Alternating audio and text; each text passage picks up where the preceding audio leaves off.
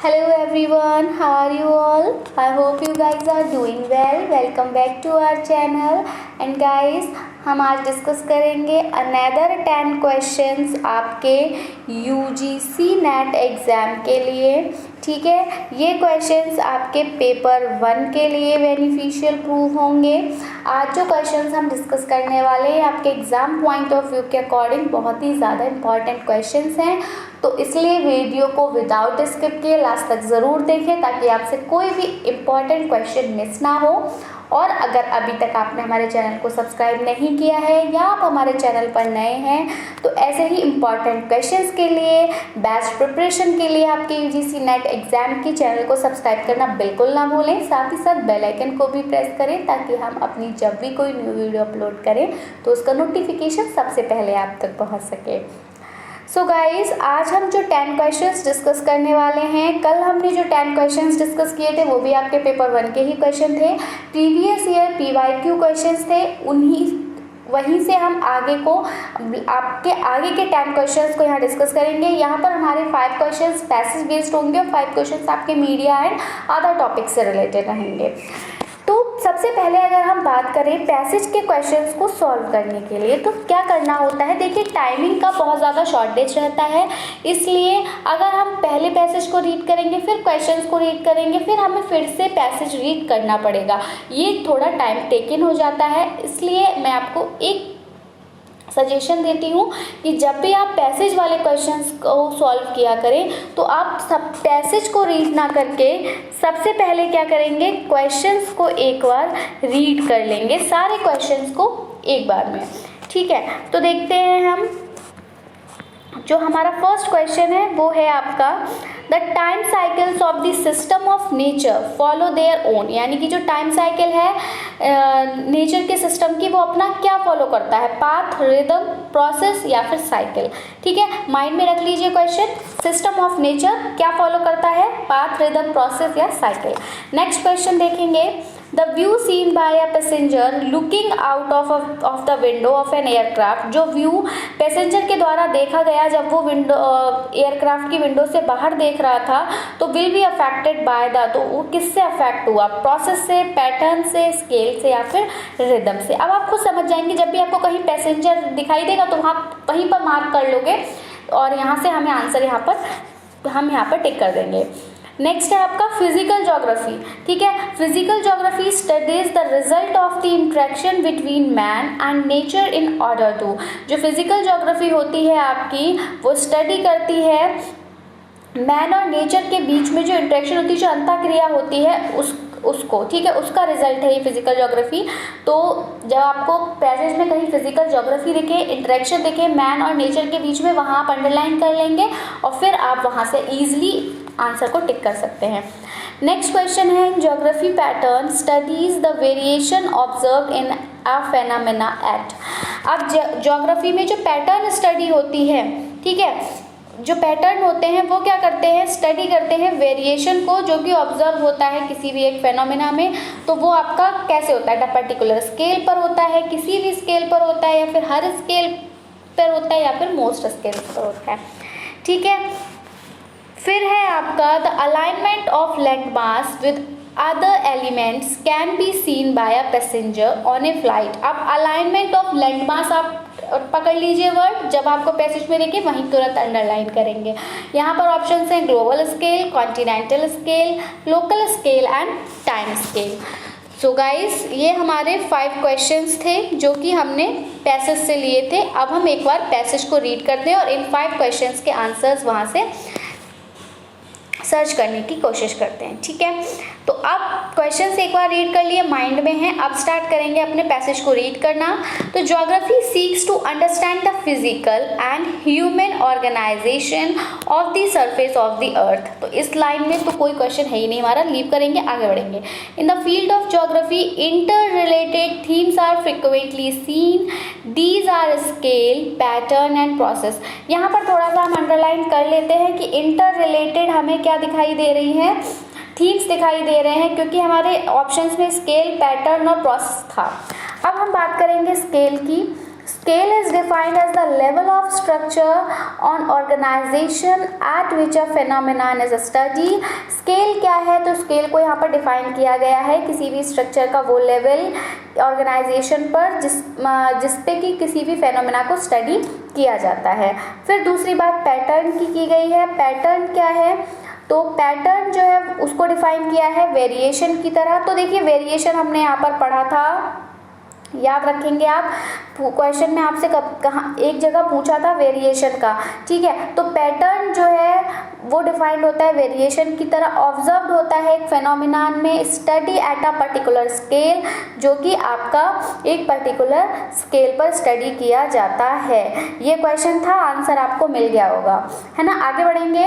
The third theme process, अब जो third theme process होगी वो फर्दर कनेक्ट करेगी फर्स्ट टू प्रोसेसेस को, ठीक है। बात करें अगर हम प्रोसेस की, तो प्रोसेस क्या है, प्रोसेस को डिफाइन किया जाता है एक डिस्क्रिप्शन की तरह कि कैसे कोई फैक्टर जो है वो एक्ट कर रहा है, ठीक है, कोई भी फेनोमेनन जो है उस पर एक्ट कर रहा है, product of pattern at a particular scale.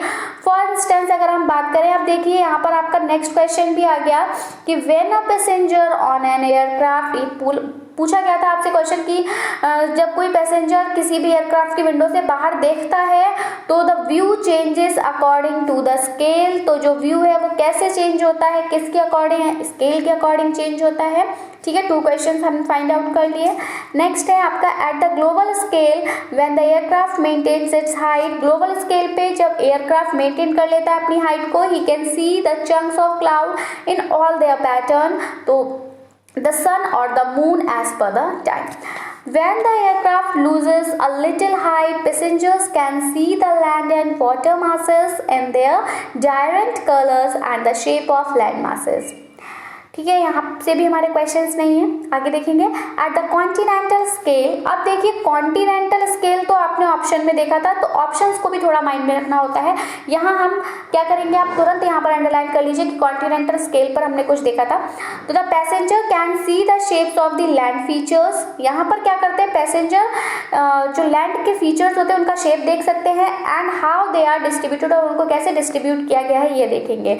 Pattern emerges as the variation of land, जो पैटर्न है वो इमर्ज होते हैं variation of land and water की and the proportion of each, और सबके प्रोपोर्शन के लिए।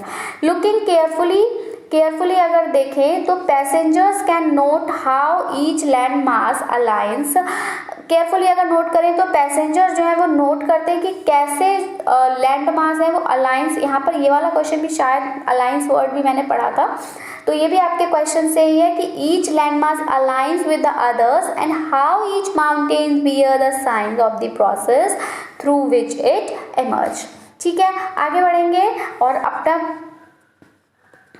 पैसेज का नेक्स्ट पार्ट देखेंगे। The process in a geography change in a regular and repetitive manner, ये शायद पढ़ा था, ठीक है, याद रखना ज्योग्राफी का प्रोसेस पढ़ा है, तो वो आपका कैसे होता है, वो आपका रेगुलर और रिपीटेटिव मैनर में चेंज होता है। One instant of this is the annual solar cycle of the sun and the earth. Most systems in nature display time cycles, जो ज़्यादातर सिस्टम्स होते हैं नेचर में वो क्या डिस्प्ले करते हैं, टाइम साइकिल को डिस्प्ले करते हैं, ठीक है। That are organised in a rhythm, ये क्वेश्चन भी था आपका, आई थिंक क्वेश्चन नंबर 1 था, ठीक है। तो यहाँ आपका आंसर इसका रिदम रहने वाला है क्योंकि क्वेश्चन पूछा है आपसे ऑफ देयर ओन, ठीक है। As these time cycles and the natural processes are always active, the environment of the earth is always in a state of dynamism, ठीक है। तो यहाँ से हमें सिर्फ रिदम आंसर यहाँ पे पकड़ना है, ठीक है, रिदम वर्ड हमने पकड़ लिया। आगे this environmental change is not only the result of natural process but also the result of human activity, ये जो एनवायरनमेंट में चेंज आ रहा है ये सिर्फ नेचुरल प्रोसेस की वजह से नहीं आ रहा बल्कि ह्यूमन एक्टिविटीज़ की वजह से भी आ रहा है। अभी हम एनवायरनमेंट डिस्कस नहीं कर रहे इसलिए इसको यहीं छोड़ेंगे। फिजिकल ज्योग्राफी, आप देखिए आपके फिजिकल ज्योग्राफी से भी क्वेश्चन था, तो physical geography works towards understandings the interaction between man and nature, ये क्वेश्चन था आपका, and also the result of this interaction in order to manage global climate change better। तो आई थिंक अगर वहाँ पर आपका ऑप्शन होगा ग्लोबल क्लाइमेट चेंज बेटर तो आपका वही आंसर रहने वाला है। तो हमने सारे क्वेश्चंस को पैसेज में मार्क कर लिया। अब हम फटाक से आंसर को टिक करेंगे। तो चलिए स्टार्ट करेंगे first question. And the first question says that the time cycles of the system of nature follow their own, बिल्कुल क्लियर है, rhythm. Answer number 2 is the right answer for this question. I hope आपने ये answer खुद से किया होगा। चलिए आगे बढ़ेंगे अपने नेक्स्ट क्वेश्चन की तरफ, देखेंगे सेशन का next question. And this question says that the view seen by a passenger looking out of the window of an aircraft will be affected by the, तो ये भी आंसर हमारा होने वाला है answer number 3, sorry option number 3, scale. So the right answer for this question is option number 3. आगे बढ़ेंगे अपने अगले क्वेश्चन की तरफ। And this question says that physical geography studies the result of the interaction between the man and nature in order to, यहाँ पर हमें 2-3 points पकड़ने हैं, ठीक है। तो अंडरस्टैंड, नहीं सिंगल है, ठीक है। सो यहाँ पर आपका क्या आ जाएगा, understand global climate change, study the impact of man's activities on nature, address the issue of global climate change, या फिर reduce man and animal conflict। ये भी हमने वहाँ पर देखा था। ग्लोबल क्लाइमेट चेंज देखकर अगर आप ये आंसर लगा देंगे तो आपका गलत हो जाएगा, इसलिए बहुत ज़्यादा ध्यान से हमें आंसर को टिक करना होता है। आप वहाँ पर बात की गई थी एड्रेस करने की ग्लोबल क्लाइमेट चेंज के इशू को। So the option number 3 is the right answer for this question. आगे बढ़ेंगे अपने अगले क्वेश्चन की तरफ, देखेंगे सेशन का next question. And this question says that in geography pattern studies the variation observed in a phenomena, किसी भी phenomena में जो variation observe किए जाते हैं वो आपके pattern study करता है। तो कहाँ स्टडी करता है ये भी हमने देखा था, at a particular scale. Option number 1 is the right answer for this question. आगे बढ़ेंगे अपने लास्ट क्वेश्चन की तरफ पैसेज का। And this question says that the alignment of land mass with other elements can be seen by a passenger on a flight on it। देखिए alignment of land मास पे भी मैंने आपको टिक कराया था। सो the right answer for this question is continental scale. Continental scale को भी मैंने आप वहाँ पैसेज में टिक कराया था। तो option number 2 is the right answer for this question. देखिए पैसेज के क्वेश्चन आप कितना ईजिली सर्च कर सकते हैं और टाइम भी थोड़ा कम लगेगा और आंसर आप जल्दी कैप्चर कर पाएंगे। आगे बढ़ेंगे अपने अगले क्वेश्चन की तरफ, देखेंगे सेशन का next question. And this question is from communication, ठीक है। सो आपको यहाँ पर 2 सेट्स दे रखे हैं, ठीक है, set A and set B. आपको यहाँ पर मैचिंग करनी है। आप आराम से सारे ऑप्शंस को देख लीजिए। फर्स्ट ए में आपका बोला गया है मीडिया, सेकंड है आपका जो आपका ए ब्लॉक है वहाँ पर मीडिया की बात की गई है और बी ब्लॉक में उसके ट्रांसमिशन और कम्युनिकेशन की बात की गई है, ठीक है। सो आपका ए जो है वो ऑडियो है, बी है आपका एडवर्टाइजिंग, सी आपका इंटरनेट है एंड डी आपका न्यूज़पेपर है। और अगर इनके ट्रांसमिशन और कम्युनिकेशन की बात की जाए तो ऑडियो के साथ बैंडविड्थ लगा है, बी एडवर्टाइजिंग के साथ लीनियर कम्युनिकेशन एंड इंटरनेट के साथ non personal communication and newspaper के साथ फ्रीक्वेंसी मॉड्यूलेशन। अब हम यहाँ इस टेबल से इसको करेक्टली मैच करेंगे। सो यहाँ पर आपके ऑप्शंस हैं, लेकिन हम यहाँ पे मैचिंग करेंगे। तो चलिए ऑडियो के साथ हमारा जाने वाला है, ऑडियो क्या होता है आपका फ्रीक्वेंसी मॉड्यूलेशन आता है, ठीक है। तो ये आपका ए, ठीक है, ये हो गया ए। फ्रीक्वेंसी मॉड्यूलेशन किसके साथ जाएगा, ए के साथ। फिर अगर हम एडवर्टाइजिंग की बात करें तो एडवर्टाइजिंग में आपका क्या होता है, नॉन पर्सनल कम्युनिकेशन होता है यानी कि बी, ठीक है। फिर आपका इंटरनेट में आप बैंडविड्थ का यूज़ करते हैं, सी। और न्यूज़पेपर आपका लीनियर कम्युनिकेशन है, दैट इज डी। तो यहाँ पर हम अगर बात करें तो हमारा पैटर्न बनने वाला है 4th, 3rd, 1st and 2nd। अब हम इस पैटर्न को देख लेते हैं, हमें किस आंसर में देखने को मिलेगा, 4th, 3rd, 1st and 2nd।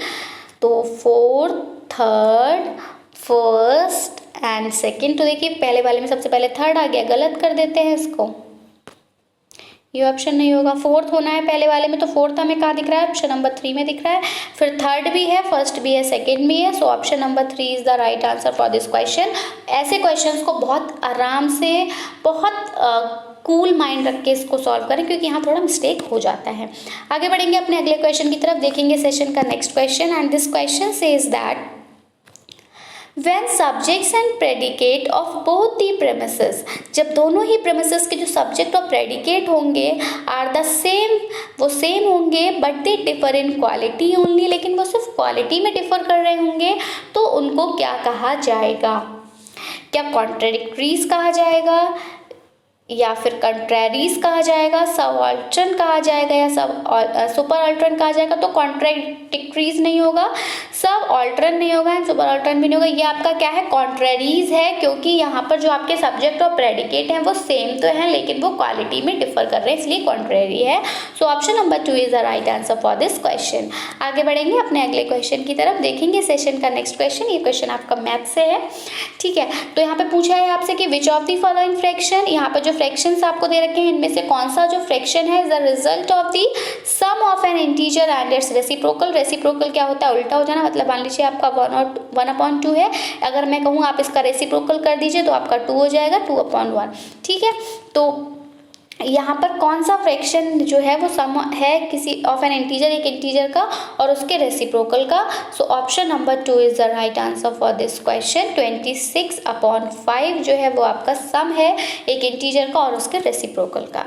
आगे बढ़ेंगे अपने अगले क्वेश्चन की तरफ, देखेंगे सेशन का next question, and this question says that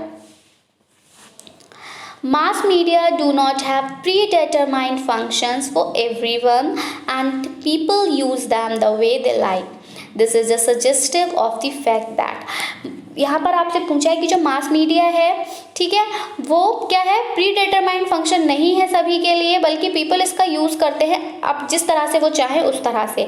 तो ये सजेस्टिव फैक्ट है कि ऑडियंस जो है वो एक्टिव होते हैं, कंटेंट जो होता है उसकी कम सिग्निफिकेंस होती है, कंटेंट लैक्स प्लुरैलिटी, कंटेंट में प्लुरैलिटी नहीं होती, या फिर ऑडियंस जो है वो होमोजीनियस होते हैं। So the right answer for this question is audiences are active. Audience active होंगे तभी तो वो अपनी तरह से किसी भी चीज़ को डिटरमाइन कर सकते हैं, ठीक है।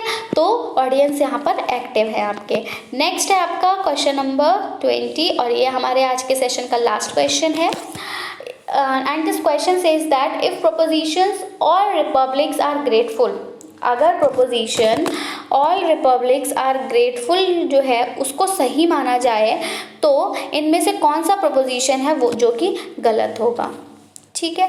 तो यहाँ पर देख लीजिए आप, पहला है आपका republics are not grateful. Republics जो है वो ग्रेटफुल नहीं होंगे, सब रिपब्लिक्स आर नॉट ग्रेटफुल, कुछ रिपब्लिक्स ग्रेटफुल नहीं होंगे, कोई भी रिपब्लिक ग्रेटफुल नहीं होगा, या फिर कुछ रिपब्लिक्स ग्रेटफुल होंगे। इनमें से कौन सा आपका सही होगा और कौन सा आपका गलत होगा? तो सही तो बताना नहीं है, हमें गलत वाले बताने हैं। तो देखिए republics are not grateful, all republics are grateful, यहाँ पे कहा गया है कि सारे रिपब्लिक जो है वो ग्रेटफुल होते हैं, ठीक है। तो सही, बिल्कुल इसको सही माना गया। तो यहाँ पे तो साफ साफ लिखा है कि नॉट ग्रेटफुल, ग्रेटफुल नहीं है, तो ये गलत हो गया, ठीक है। फिर है आपका सम रिपब्लिक्स आर नॉट ग्रेटफुल, फिर से नॉट लग गया, यानी कि ये फिर से गलत हो गया। फिर है आपका नो रिपब्लिक्स आर, मतलब कोई भी रिपब्लिक ग्रेटफुल नहीं है, तो ये भी नहीं, क्योंकि बात तो हो रही कि सारे ही रिपब्लिक ग्रेटफुल होते हैं, तो सम रिपब्लिक्स आर ग्रेटफुल ये तो सही हो जाएगा। लेकिन ये फर्स्ट सेकंड थर्ड ऑप्शन आपके जो है वो गलत हो जाएंगे, और हमें गलत वाले को ही, क्योंकि फॉल्स आपसे पूछा गया है, यानी कि हमारे यही तीनों आंसर हो जाएंगे। तो यहाँ पर हम देख लेते हैं फर्स्ट सेकंड थर्ड आपके कहाँ दिया है, वही ऑप्शन राइट होगा। यहाँ से फर्स्ट ये रहा option number 3 is the right answer for this question. यहाँ पर आपके फर्स्ट सेकंड थर्ड तीनों मेंशन हैं।